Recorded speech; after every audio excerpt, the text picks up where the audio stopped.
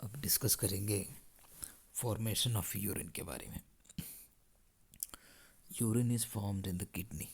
Kidney में urine का formation होते हैं which is then carried by ureters, जिसको उस यूरिन को यूरेटर्स कैरी करते हैं, यूरिनरी ब्लैडर में ले जाते हैं। यूरिनरी ब्लैडर में ले जाने के बाद वहाँ से यूरिथ्रा के थ्रू शरीर से बाहर निकाला जाता है मिक्सचरेशन प्रोसेस के through. The process of formation of urine includes three main processes। तीन main process of urine formation में इंक्लूडेड है। तो उसमें है फर्स्ट वन फिल्ट्रेशन, सेकंड है सेलेक्टिव रीअब्जॉर्प्शन एंड थर्ड है ट्यूबुलर सेक्रेशन। तो ये फॉर्मेशन हो रहा है यहाँ पे नेफ्रॉन्स में, जो किडनी के रीनल पिरामिड्स के अंदर मिलियंस ऑफ नेफ्रॉन्स जो मौजूद है, ये मिलियंस ऑफ नेफ्रॉन्स द्वारा इस यूरिन फॉर्मेशन का काम करते हैं। एंड इसमें फर्स्ट वन फिल्ट्रेशन, फिर selective reabsorption and third process tubular secretion है, वो हम डिस्कस करेंगे। तो फर्स्ट प्रोसेस जो हो रहा है, जो फिल्ट्रेशन, वो फिल्ट्रेशन हो रहा है इस बोमेंस कैप्सूल में। फिर उसके बाद जो proximal convoluted tubule, loop of Henle, इन सभी जगहों पे, तो उन जगह पे आगे की प्रोसेसेस हो रहा है।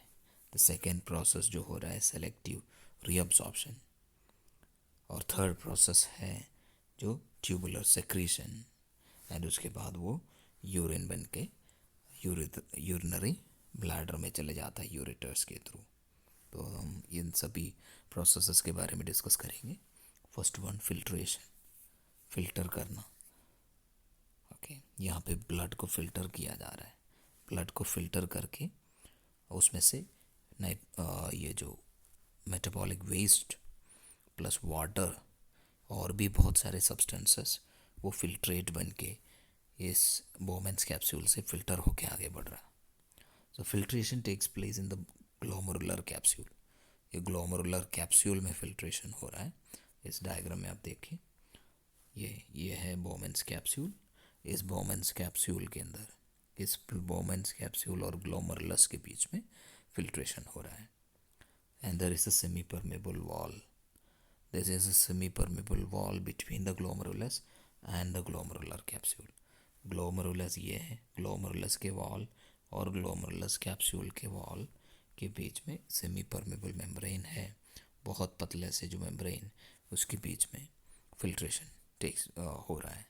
Blood reaching the glomerulus is been filtered. जो ग्लोमेरुलस में आने वाले जो अफरेंट आर्टीरियोल द्वारा जो ब्लड आ गया, वो ब्लड यहाँ पे फिल्टर हो रहा है। एंड उस फिल्ट्रेशन के बाद जो रिमेनिंग ब्लड है वो आगे बढ़ रहा है इफरेंट आर्टीरियोल के थ्रू। ओके, सो जो most of the water and the smaller molecules are been filtered here.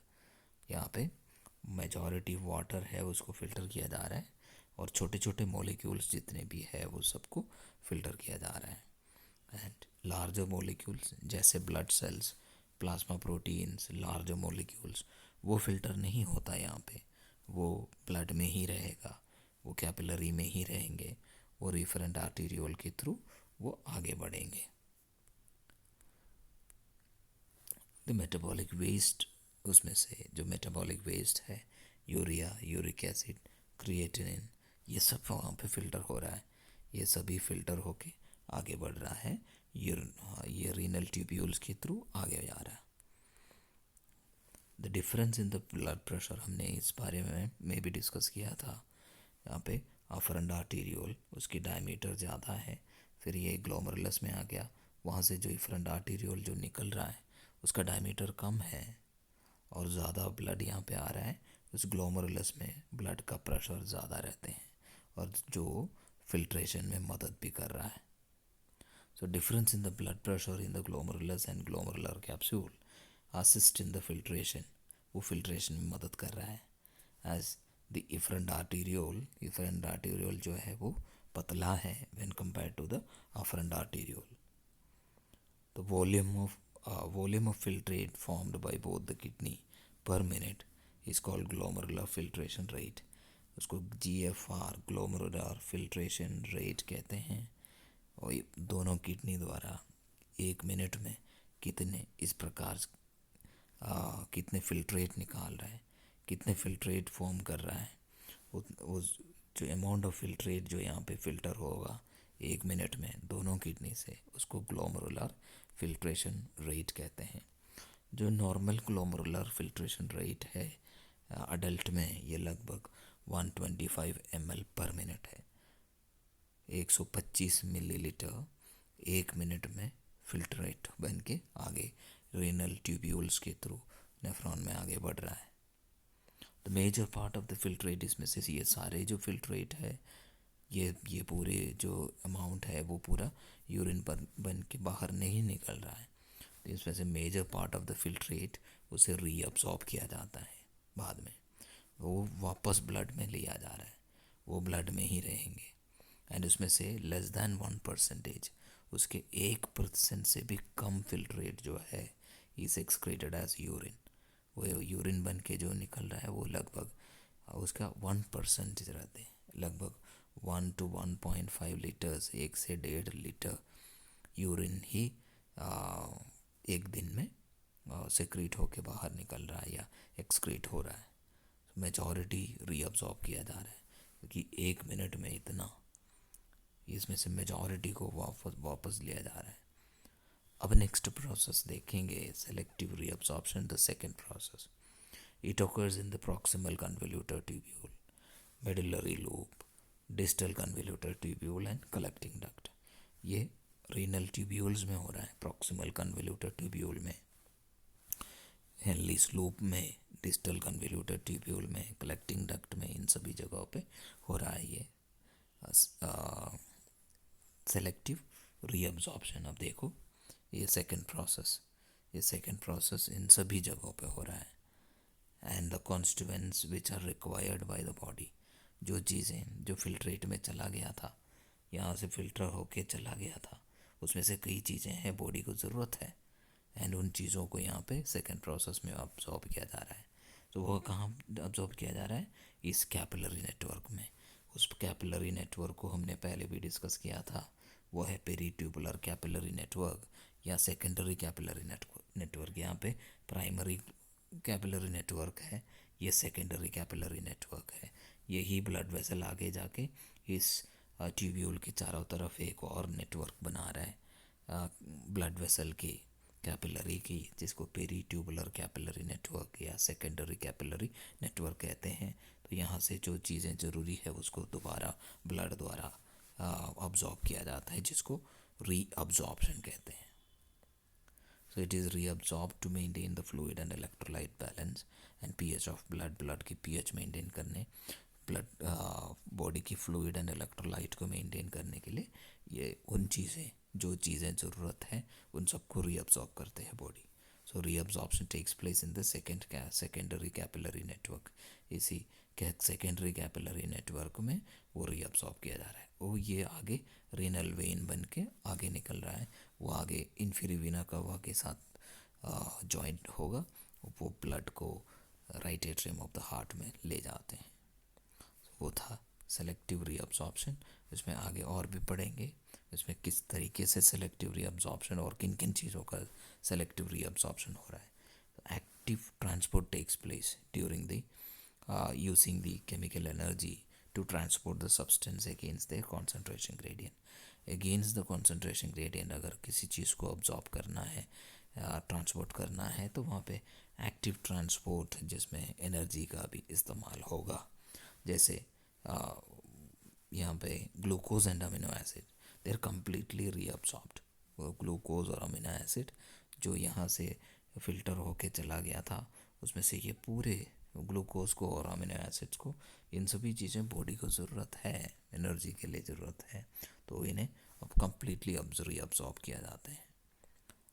And unless its amount is excess, अगर ब्लड में उनकी उसकी लेवल्स ग्लूकोज अमीनो एसिड्स वगैरह की लेवल्स अगर ज़्यादा ना हो तो उस कंडीशन में कम्प्लीटली उसको रीअब्सॉर्ब करते हैं। अगर ब्लड में ऑलरेडी ग्लूकोज है, एक्सेस में है, तो जो ग्लूकोज को कम्प्लीटली रीअब्सॉर्ब नहीं करते हैं, वो यूरिन में ही रहेगा, यूरिन के थ्रू बाहर निकलेगा।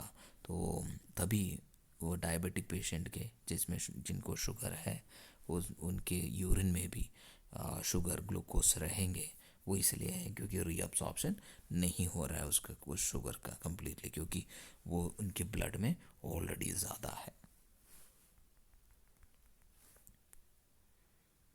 Okay, the maximum amount of substance that can be reabsorbed by the kidney द्वारा the maximum amount of substance जिसको रीअब्सॉर्ब किया जा रहा है उसको कहते हैं रीनल थ्रेशोल्ड या ट्रांसपोर्ट मैक्सिमम। उतने ही वो मैक्सिमम रीअब्सॉर्ब किया जा सकता है, उसको ट्रांसपोर्ट मैक्सिमम कहते हैं। अबाउट 180 लीटर्स ऑफ यूरिन या filtrate is been filtered by both the kidney per day.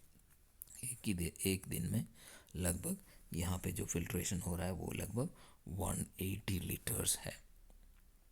तो हमारे बॉडी में सिर्फ 6-7 लीटर ब्लड है, फिर यहाँ से 180 लीटर्स कहाँ से आया? ये आता है क्योंकि वो ब्लड दोबारा फिर से यहाँ पे सर्कुलेट होके ब्लड सर्कुलेशन ये एक बार आ गया, फिर गया सर्कुलेशन में, वापस फिर से आ गया। तो इस प्रकार से वो सर्कुलेशन चलता रहता है, फिल्ट्रेशन चलते रहते हैं।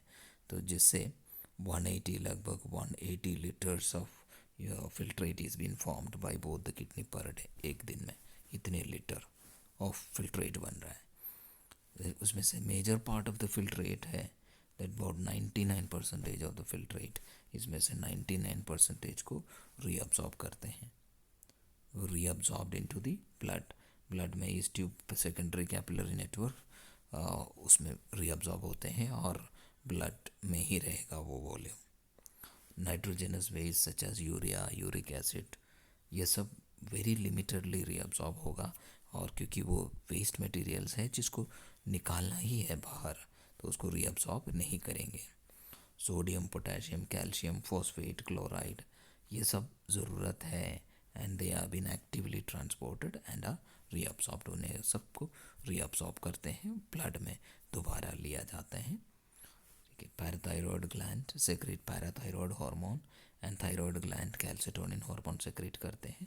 ये कैल्शियम के लेवल्स को बैलेंस करने में मदद करते हैं। ये सब हमने पहले भी डिस्कस किया था। एंटी डायरेटिक हार्मोन है जो posterior lobe of the pituitary gland द्वारा सेक्रेट करते हैं, जो डिस्टल कन्वोल्यूटर ट्यूब्यूल के रीनल ट्यूब्यूल्स के कलेक्टिंग डक्ट के परमेबिलिटी को इंक्रीज करते हैं, परमेबिलिटी इंक्रीज करते हैं, जिससे वाटर का रीअब्सॉर्प्शन ज़्यादा होगा।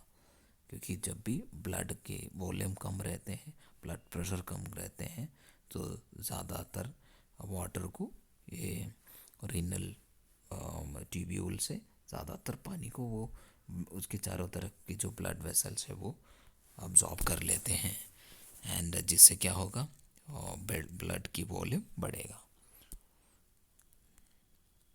तो अल्डोस्टेरोन हार्मोन भी है जो सेक्रेटेड बाय एड्रिनल ग्लैंड द्वारा सेक्रेट करते हैं, वो भी रीअब्जॉर्प्शन में इन्वॉल्व है, जैसे sodium and excretion of potassium. Sodium की रीअब्जॉर्प्शन और पोटेशियम को एक्सक्रीट करने में, निकालने में ये अल्डोस्टेरोन भी इन्वॉल्व है। और दूसरे एक और हार्मोन जो है ANP एट्रिल नाइट्रियूरेटिक पेप्टाइड, जो हार्ट के एट्रिया द्वारा सेक्रेट करते हैं in response to increased blood volume या प्रेशर बढ़ने पे, उसके एट्रिया के वॉल्स में स्ट्रेच बढ़ने पे ANP हार्मोन सेक्रेट करते हैं। और ANP क्या करेंगे, decreases the reabsorption of sodium के रीअब्सॉर्प्शन और वाटर के रीअब्सॉर्प्शन को कम करेंगे, ताकि ब्लड वॉल्यूम बढ़े ना। तो ज़्यादातर जो पानी है यूरिन के थ्रू बाहर निकलेगा, बॉडी से बाहर निकलेंगे, एंड ब्लड वॉल्यूम कम होगा, ब्लड प्रेशर कम होगा, and also it inhibits the secretion of ADH and अल्डोस्टेरोन। ADH की सेक्रेशन को कम कर देते हैं और अल्डोस्टेरोन की सेक्रेशन को भी कम करने में ये ANP मदद करते हैं। तो ये जो रीअब्सॉर्प्शन में कुछ हार्मोन्स भी इन्वॉल्व है जो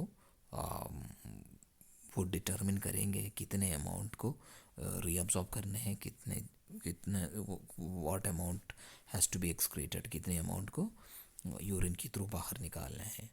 जैसे यहाँ पे पैराथायरॉयड हार्मोन और कैल्सिटोनिन के बारे में डिस्कस किया, जो कैल्शियम के लेवल्स को बैलेंस करने में मदद करते हैं। और यहाँ पे फिर एडीएच के बारे में डिस्कस किया, जो है posterior lobe of the pituitary से रिलीज़ हो रहा है, जो तब रिलीज़ होगा जब वो बॉडी की ब्लड की वॉल्यूम या फ्लूइड की वॉल्यूम कम हो। तो कम होने पे ये क्या करेंगे, कम होने पे एडीएच रिलीज़ होगा और एंटी डाययूरेटिक हार्मोन रिलीज़ होगा। और ये एंटी डाययूरेटिक हार्मोन क्या करेंगे, इनकी जो रीनल ट्यूब्यूल की परमेबिलिटी को इंक्रीज़ करेगा। परमेबिलिटी मतलब इसमें पास होने की क्षमता। जब वो रीनल ट्यूब्यूल की परमेबिलिटी इंक्रीज़ होने पे ज़्यादातर पानी ये यहाँ से अब्जॉर्ब हो जाएंगे, वो ब्लड में चले जाएंगे, ब्लड वॉल्यूम बढ़ेगा। देन अल्डोस्टेरोन के बारे में डिस्कस किया था। अल्डोस्टेरोन एड्रिनल ग्लैंड द्वारा सेक्रेट करते हैं, जो वो भी सोडियम के और वाटर के रीअब्सॉर्प्शन वगैरह में या पोटाशियम के क्रिएट करने में मदद करते हैं। और एएनपी इसका रिवर्स है। एएनपी तब सेक्रेट होते हैं ब्लड वॉल्यूम बढ़ने पे, ये ब्लड वॉल्यूम कम होने पे या प्रेशर कम होने पे, और ये भी ब्लड वॉल्यूम कम होने पे। ओके, और ये रिलीज़ हो रहा है एएनपी ब्लड वॉल्यूम बढ़ने पे, प्रेशर बढ़ने पे। ओके, द नेक्स्ट प्रोसेस है ट्यूबुलर सेक्रेशन। ट्यूबुलर सेक्रेशन जहाँ पे this is the third phase है, थर्ड स्टेज है। Filtration takes place only in the Bowman's capsule. हमने ऑलरेडी डिस्कस किया था, बोमेंस कैप्सूल में फिल्ट्रेशन हो रहा है। सम ऑफ द सब्सटेंस जो है, जो फॉरेन मटेरियल्स या ड्रग है, जो फिल्टर नहीं हो पाता है ग्लोमेरुलर कैप्सूल में, वो कैप्सूल में फिल्टर नहीं हो पाया। फिल्टर नहीं हो पाया मतलब वो कहाँ पे रह गया, वो ब्लड में ही रह गया। वो जो सब्सटेंसेस वो ब्लड में ही रह गया। And the substances which are not needed by the body, वो उनको वो जो सब्सटेंसेस है ब्लड में ही रह गया, लेकिन बॉडी में उस चीज़ की ज़रूरत नहीं है, तो उसको सेक्रेट करना है, उसको एक्सक्रीट करना है। And they are been secreted into the convoluted tubules and finally they are excreted out along with the urine. So यहाँ पे आप देखिए थर्ड वन में यहाँ पे फिल्टर नहीं हो पाया। सो फिल्टर नहीं हो पाया, वो सब्सटेंसेस वह कहाँ रह गया, ब्लड में ही रह गया। ब्लड में ही रह गया, कैपिलरी नेटवर्क पे आ गया। यहाँ से वो क्या हो रहा है, उसको यहाँ पे फोर्सफुली एक्सक्रीट किया जा रहा है, सेक्रीट किया जा रहा है, ट्यूबुलर सेक्रीशन किया जा रहा है, उसको निकाला जा रहा है और यूरिन के थ्रू वो बॉडी से बाहर निकलेंगे। So they are excreted out along with the urine. तो जैसे hydrogen ions, they are secreted into the tubules to maintain the normal blood pH maintain करने के लिए हाइड्रोजन आयन को एक्सक्रीट किया जाता है, ट्यूबुलर सेक्रेशन के थ्रू निकाला जाता है। तो उस प्रकार से कई जो सब्सटेंसेस है जिसको जिसको निकाला जाता है, वो उस प्रोसेस को ट्यूबुलर सेक्रेशन कहते हैं। अब वो था ये, इस प्रकार से तीन स्टेजेस हमने डिस्कस किया, जिसमें filtration, selective reabsorption and tubular secretion. अब यूरिन फॉर्मेशन हो गया एंड कॉम्पोजिशन ऑफ यूरिन देख लेते हैं। 96% तो वाटर है एंड अबाउट 2% यूरिया है, बाकी 2% uric acid, creatine, ammonia, phosphate, sulphate, oxalate, sodium, potassium, chlorides, ये सब रहेंगे। यूरिन का कलर जो है आम्बर कलर्ड है, क्लियर रहते हैं। एंड वो आम्बर कलर्ड इसलिए है, वो स्लाइटली येलोइश कलर्ड यूरोबिलिन की बिलिरुबिन या यूरोबिलिन की प्रेजेंस की वजह से। पीएच जो है लगभग 6 है, स्लाइटली एसिडिक है। स्पेसिफिक ग्रेविटी उसके 1020 से लेके 1030 तक है। अमाउंट लगभग 1 to 1.5 लीटर्स पर डे रहते हैं। Okay, that was about the formation of urine, जिसमें तीन प्रोसेसेस के बारे में हमने डिस्कस किया। Thanks for watching.